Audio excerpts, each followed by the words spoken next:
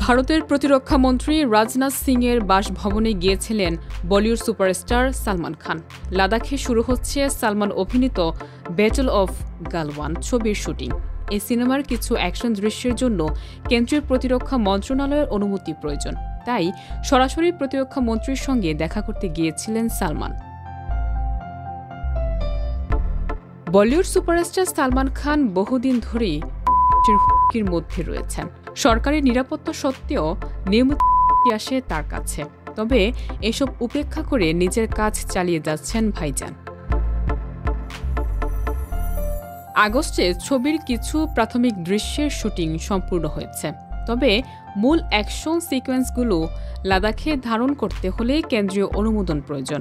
এই বিশেষ ছাড়পত্র পাওয়ার জন্য রাজনাথ সিংয়ের সঙ্গে সাক্ষাৎ করলেন সালমান। সম্প্রতি সিনেমাটির টিজার পোস্টার শেয়ার করে ভাইজান আলোচনায় আসেন। পোস্টারে তাকে দেখা যায় সেনার পোশাকে, চোখে প্রতিশোধের আর চেহারা। ভক্তরা দীর্ঘদিন বাদে দাবাং অবতারে সালমানকে দেখার আনন্দে উচ্ছ্বসিত।